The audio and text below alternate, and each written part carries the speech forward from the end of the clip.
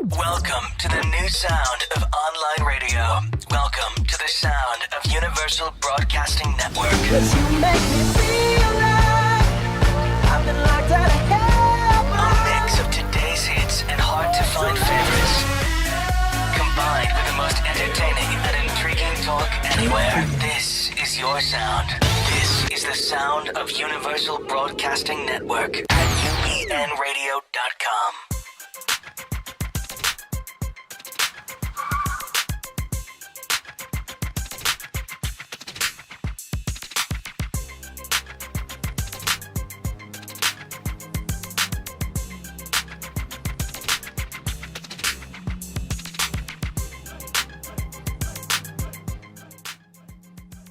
It's time for the Bonnie Sher Show, a whirlwind of wit, wisdom, celebrity, and the boomer life. With a little bit of this and a lot of that and so much more you don't want to miss, here's Bonnie. Well,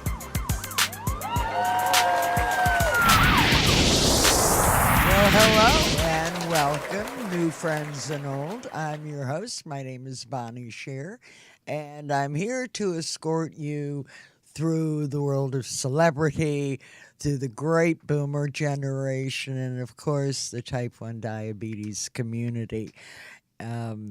Please feel free to share your thoughts. You can call in at 323-843-2826. Let us know what you're thinking. You can always tweet. Tweet. Of course you can tweet. Twitter. Tweet. You can tweet on Twitter. You can. Well, you can. Okay, and it's hashtag. I know this. Hashtag #BeShareRadio on Twitter that you're tweeting. That's it. Okay, now before we get the show on the road, I'd like to take a minute here to thank Wayne Cobham for my Super Duper Hero theme song. And I'd also like to shout out to Corey Bowen of Crown and Anchor Jewelry, who provides me with the jewelry that I wear each week in exchange for this promotional message. You can find Corey, Crown and Anchor Jewelry, on Etsy, or you can hit me up at Bonnie at BonnieShare.com, and I'll put you all together. So now that we've gotten through all of that, with me today are the terrifically talented terrifically, I say, talented sisters. Don't you laugh. I haven't said anything funny yet, but he's laughing anyway. That's okay. I would never tell you not to laugh. What a dumb thing that was to say. Nobody asked you. You're a blonde. Just kidding. Okay, now, Bonnie. We hope so. Paid a lot of money to have more fun. Okay, so let me really tell you who's here with us now that I've made a mess of everything, but not much. I have Pam and Joyce Vincent with me today. And later on, we're going to have Kris Maynard, who is our T1D host, and he will be on with us later. But when we come back, Joyce and Pam Vincent. Your life story is more than the things you do.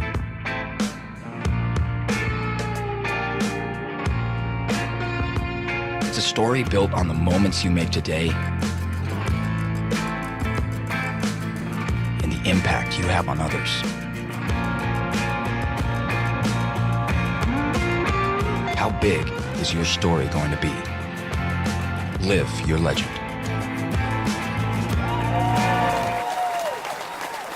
Welcome back. Joyce and Vincent are here with me today. Perhaps the main purpose, other than I really love them and I love to have them on the show, is today they're here with me to bring to light the release of La La Peace Song and its mission. So, hello, ladies. Hello. Hi, Bonnie. How are you? Oh, fine. I'm really happy to see. Look how bright and cheerful. Yes. Show business is my life, huh? It is. Oh, I It feel is. great. It is. Okay, so bring me up to speed. Let's let our audience know. We will be playing this song after this interview, but for right now, I want to talk about Joyce and Pam Vincent and their interaction in this music being put together, its basic mission, and then you'll give me all that good juicy stuff. Good juicy stuff. It's Thursday. It's juicy fruit day. Thursday, Yeah. juicy juicy fruit. Thursday. I like Yes. that. But La La Peace song. Well, we love that song. It's the proud baby of Rick Giannatis, producer. And he said he just had a revelation or something, with everything that's going on in the world today. The unpeaceful thing. Yeah, Yes. yeah. So we need, much. we need peace. That's what this Yes. is all about. Didn't Johnny Bristol write this song? Yes, he Hang did. on in there, baby. Yes, yes. I love Yes. Johnny Bristol. Yeah, Yeah. same here. Hang on in. Oh, Yes. Okay, yeah. well, that was it. Start a group. Yeah, No, yeah. no. Wait, I already trying to edge into the sister act. Now we're going to be a group. Why I'm not? sister free. I found two sisters today. This is pretty jamming. Yes. And are they? Is this is going? I understand that there's also. I just lost the word.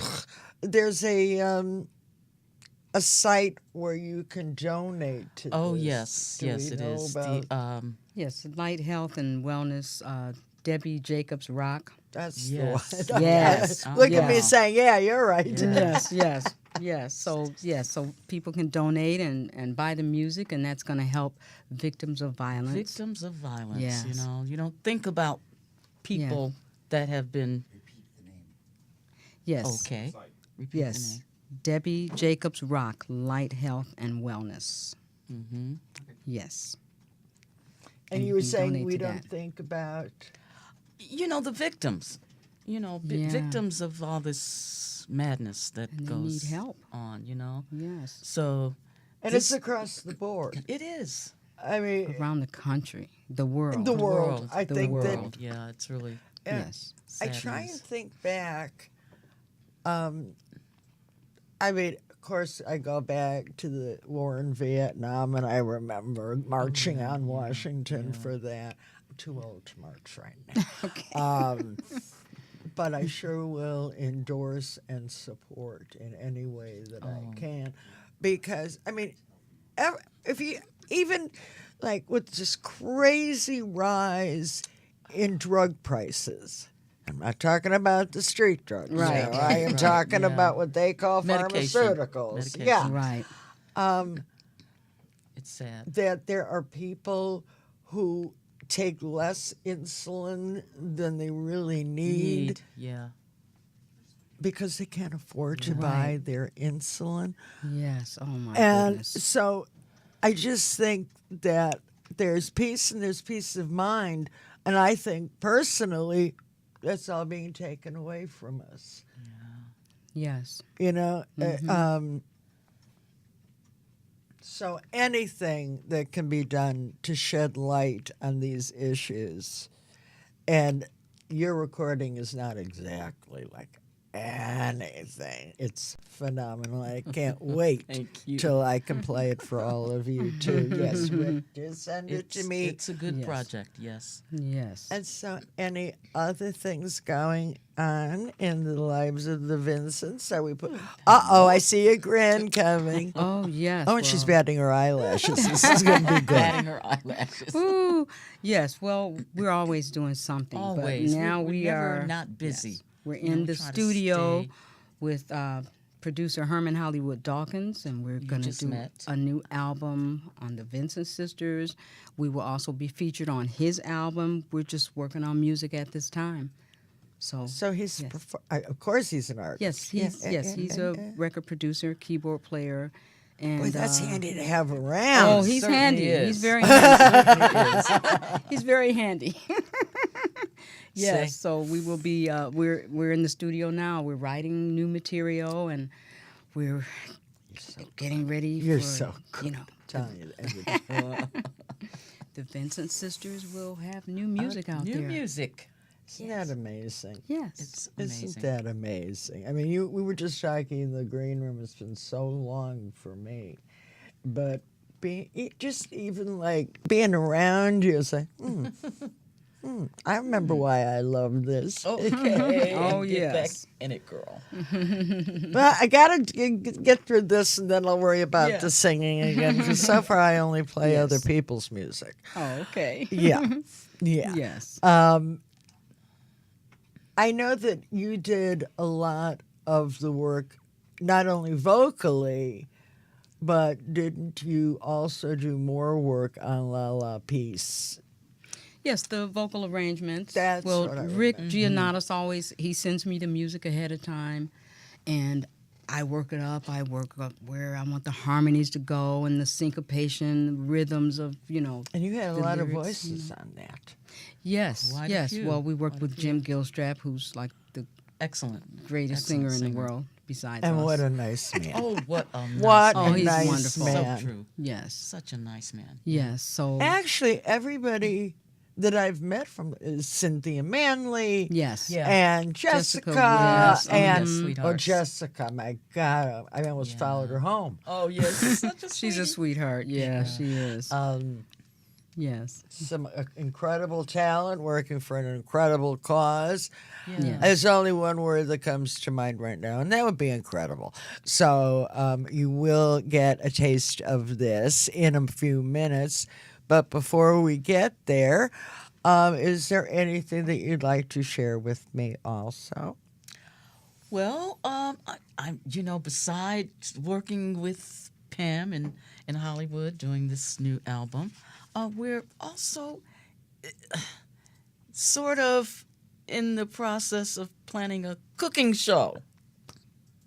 Can I be a taster? Yes, you May I be a can. You taster? certainly can. So we've been working on What that. fun and is that? Yeah, Do you yeah. normally like to cook? I like Oh. to cook. I love to bake. she's Joyce Crocker. You see, I she's love Joyce cake. Crocker. That's what we call her, Joyce I'm Crocker. not a bad cook, but baking, I'm always afraid, because you have to like mix. Oh, those- yeah.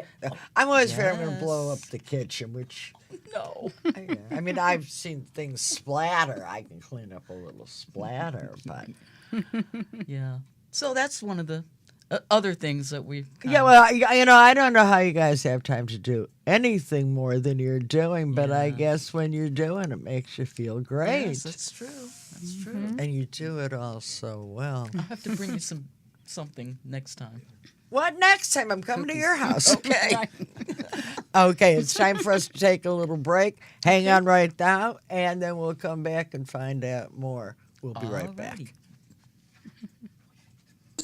Get to use that drop of rain before anybody else does. But in doing so, we have a responsibility to make sure when that water, if it does leave our farm, leaves it such a way that it doesn't affect people downstream. We live in a system. The things I do affect people downstream, and everybody along the way has an impact on that. And I guess as a farmer, I feel it's important for me to be aware of that and to do the things I can do to protect that water.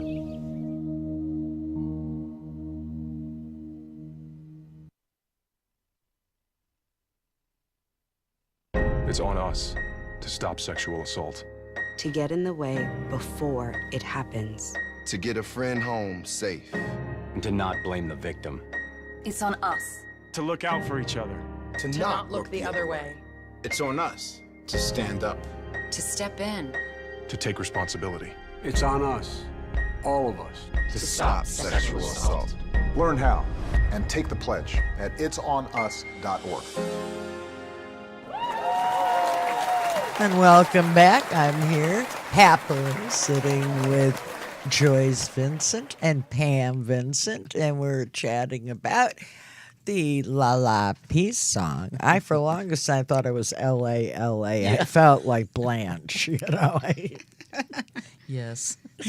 But no, it's La La Peace song, which was written, as we said, by Johnny Bristol. So when you record something like this, do your lead voices come in first and then you sweeten with your other voices, or are you all pretty much recording at the same time? Well, we recorded it at the same time with Jim Gilstrap. The three of us were in the studio. We recorded like the lead vocals, all three of us, and then we brought in the other vocalists, and we did the chant, the little chant that goes through the middle, and we put whatever, there's Because some little the energy is just phenomenal. I mean, I can understand, too, where the premise of it might give one energy. Yes. But boy, oh boy. It's delightful to watch, and it's incredible to listen to. And I wish you all the best. And for everybody who will benefit from this. Yes. So right up front, I say thank you on their behalf because they couldn't all come today. Yeah. Yes. So I got a lot of emails said, "Oh, Bonnie, thank them for us." So Oh, yes. from the world of Facebook, and tweet me very Okay. much. Anyway, Yes. please come see me again. Oh, thank you. We would love Anytime, to. let We'd me love know it. what's We'd going love on. it. And if you think I'm kidding about the baking, as soon as I get your address, you'll see this. I won't tweet. Sugar-free. Oh no! Yes. No. Ugh, what's the fun in Oh, that? yeah, I know. She wants to fully let it. Oh, gosh. Okay. May I say anything now? Can we hear it? Oh!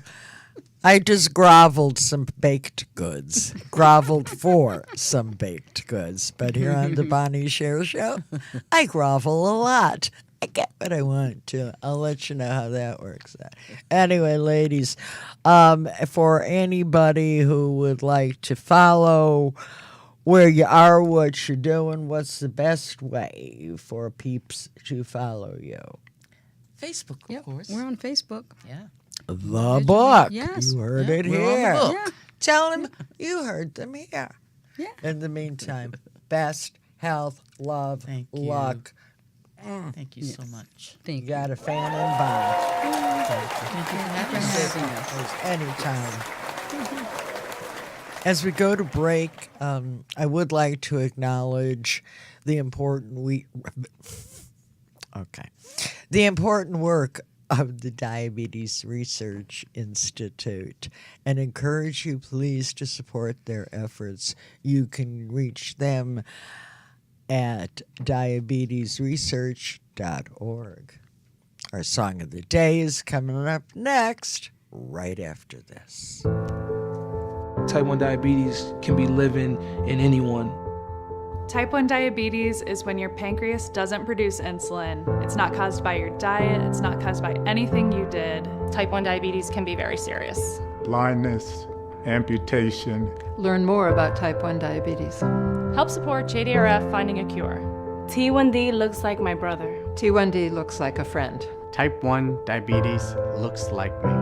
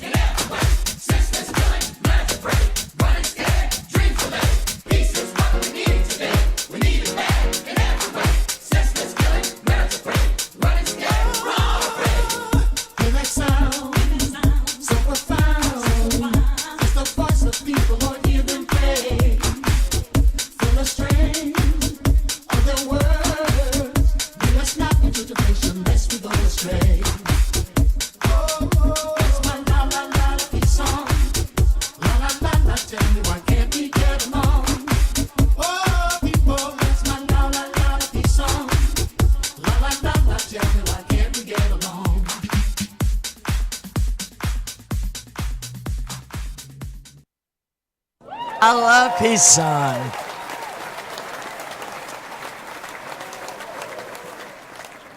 Remember it, pay attention to it. And welcome back to the Bonnie Sher Show, Boomer Life. My co-host for this segment is Kris Maynard, who's a member of the T1D Type 1 diabetic community. From the great state of Washington, welcome, Kris. Hi, Bonnie. Thanks for having me today. Thanks for joining us.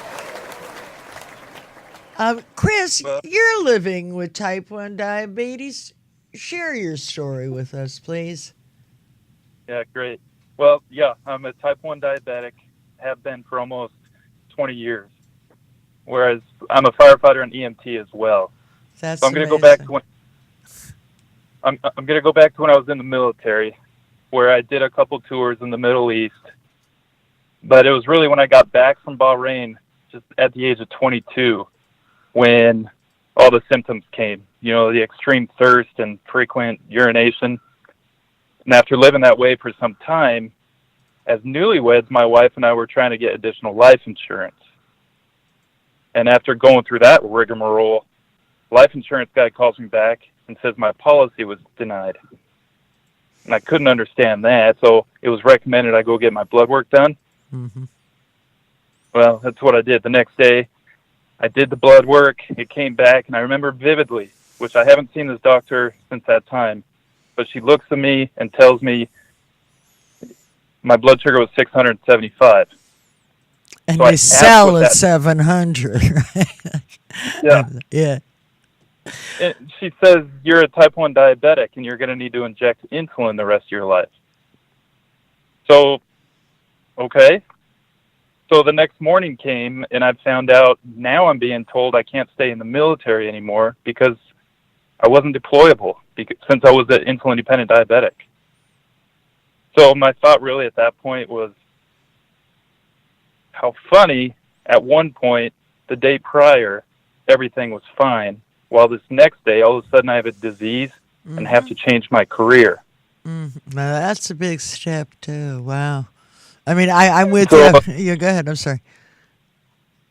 Sorry. Well, and if anything else, I thought at that point, well, better me than someone else because I'll get it figured out. So, Bonnie, I've heard a lot of your co-hosts come on here and talk about hypoglycemia. And, you know, why is that? Well, simply because we know it's the most common problem that's attributed to insulin-dependent diabetics.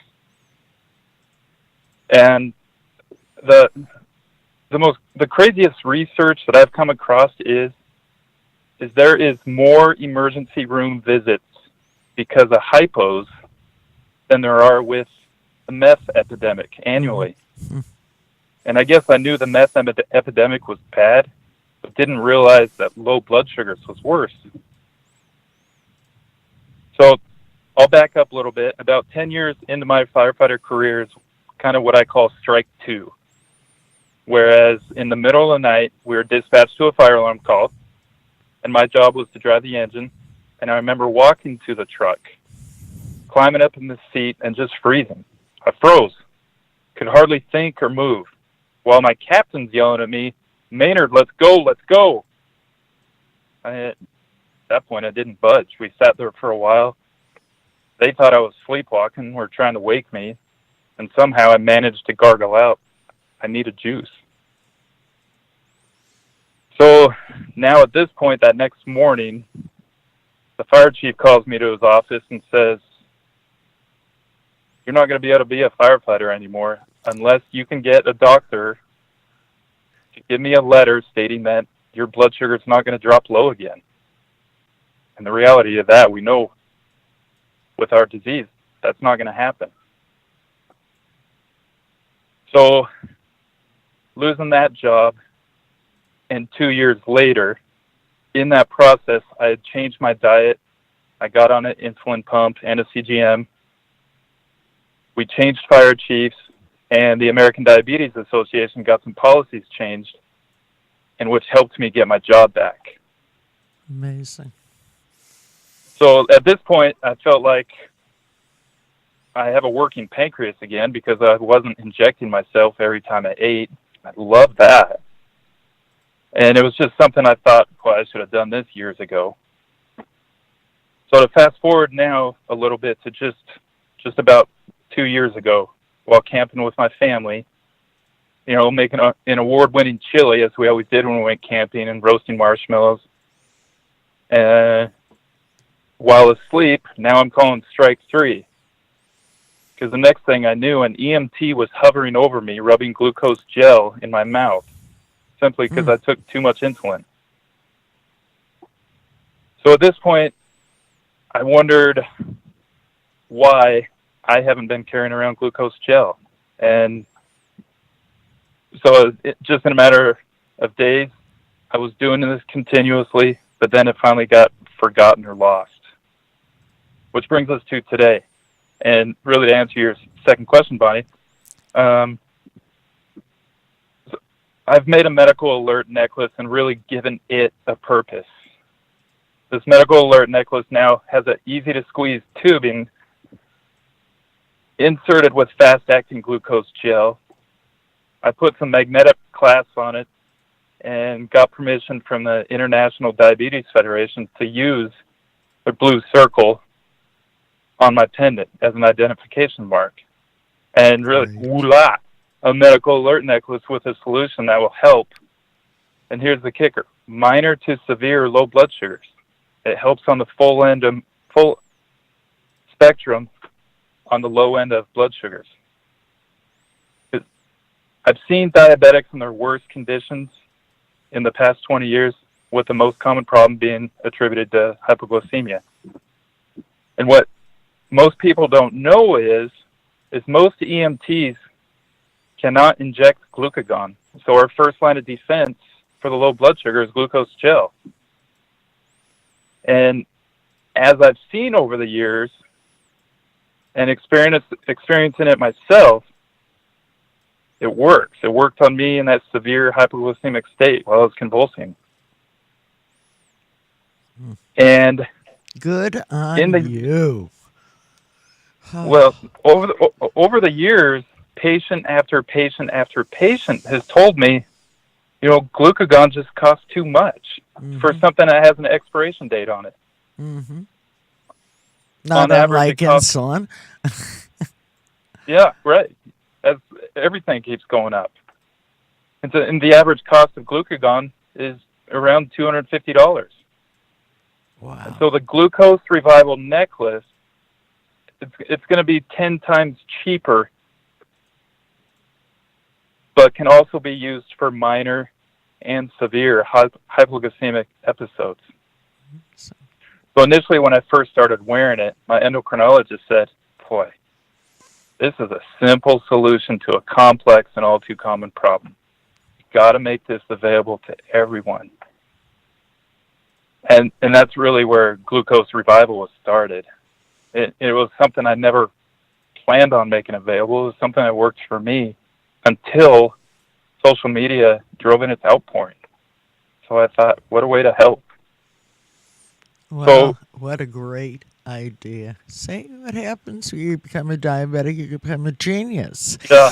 Maybe you had a little of that genius in you anyway, but I would imagine this would be a wonderful boon for runners, for anybody who's involved in real active exercise, because we all know how that can plummet you. I think for children, it's brilliant. They have it around their neck when... Whoops, excuse me. I just said excuse me to my coffee. Because talk about an immediate fix. They don't have to figure out to get to the nurse's office and then the nurse to find the juice and to sit there. I see it having an incredible market. That's just phenomenal. I'm sorry, continue on. I'm just blown away by this. No, that's okay. And a lot of times I will still drink a juice. I won't always use my necklace. Right. Just because I want to keep it for that severe if I need it. But if I got something handy at the time, then I'll just use the juice. That makes sense. That makes sense. What this necklace does is, we know as diabetics, it doesn't only affect us, it affects the ones around us just as much, because they become a part of it just as much as the disease is within us. Because it gives my wife, my family, friends, coworkers, it gives that peace of mind, knowing that the problem can be taken care of immediately by myself or by someone now who's going to be able to recognize the necklace. So now they can help instead of waiting frantically during the time it takes for the EMS crews to arrive. And you had mentioned, if you have somebody around me, and as I live by myself, I think about this, I had an alert animal, but he passed away the beginning of October. And everything has been up and down with me. And the idea of, a glucagon, well, there's going to be nobody around to assist me. This is something that I don't need an audience for or a cheering squad. Yeah. It's on me, and I would, personally, I would wear it at night. That would be, my biggest concern is what happens to me overnight. But I can sit here for another 20 minutes and come up with probably 20 more applications, which I'm sure you've already talked about and thought about, but there are more to come. Boy, oh boy, tell people, if you would, how they can follow you, how they can learn more about your product, how they can order your product. Give us a scoop, please, Kris. Yeah, well, you can find me at Glucose Revival. I'm on Facebook, Instagram, LinkedIn, and the website, glucoserevival.com. The mission is simple: to help with the most common diabetic problem associated with diabetes, low blood sugar. And the only reason I started this journey is simply because I'm a diabetic. I found out what works. And so that's who I am. And I want to help because I'm a firefighter. It's what I'm trained to do. But just, I guess, imagine that diabetics not having to worry about driving, going to the grocery store, running, biking, swimming, camping, and really most of all, living. Or sitting in front of the camera and having a hypo during the show. Yeah, well, that hasn't happened yet, but you better believe I'll be wearing one of these soon. I'm just taken by you and how you've pulled this together. And, I'm a real believer in it takes a one to know a one.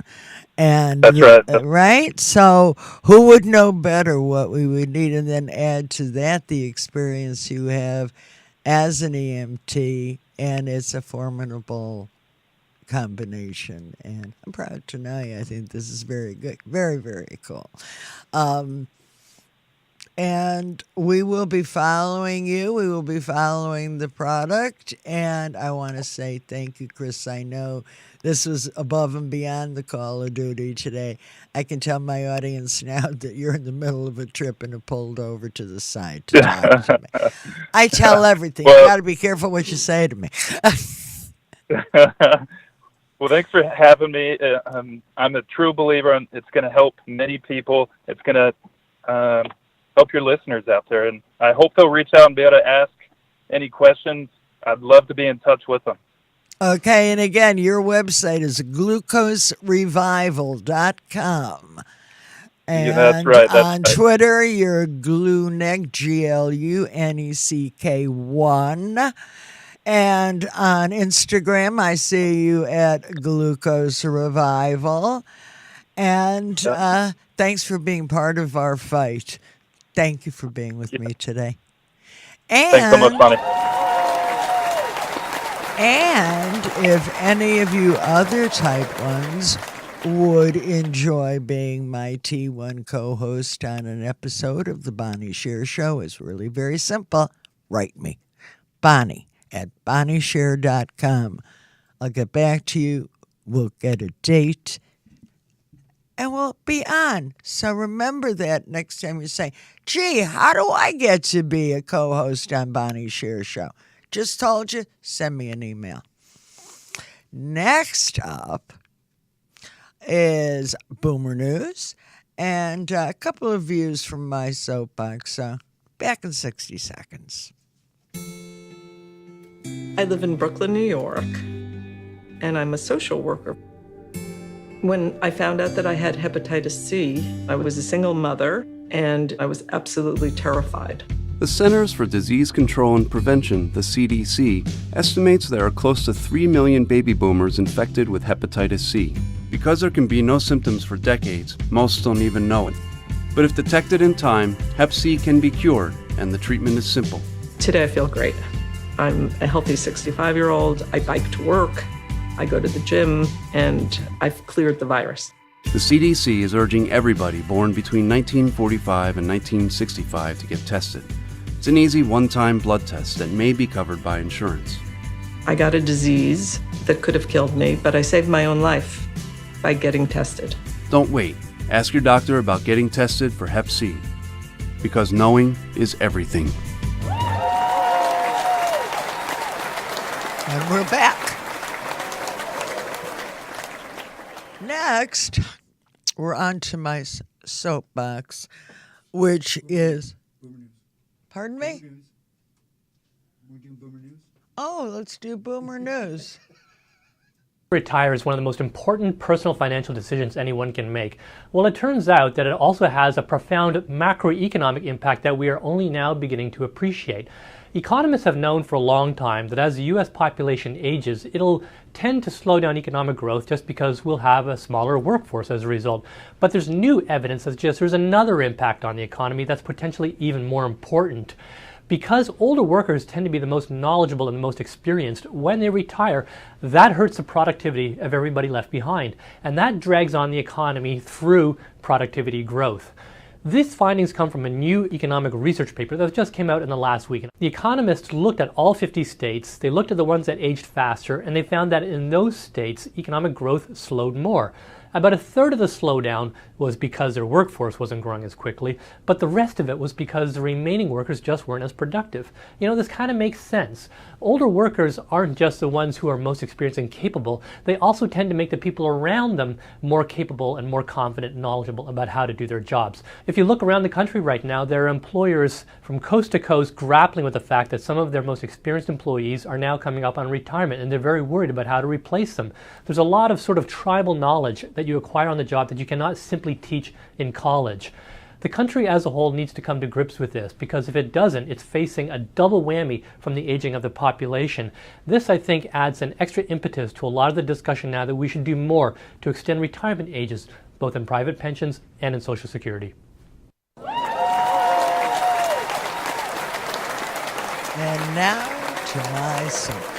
By now you probably know that's my take on who I think should be complimented. And, of course, my shout down is to no compliments coming from me. So here's my shout out. And this today is to Olympian freestyle skier Gus Kenworthy for managing to convince a South Korean dog farm owner, you know, the farms that raise the dogs so that they can become somebody's dinner. And what this young Olympian was able to do was he convinced the farm owner to, in fact, close that farm. And he went farther and actually brought 90 dogs back to, he brought them into the United States and Canada so that he kept them from quite a grisly fate. And, wow, that makes you an Olympian right there and then. Next,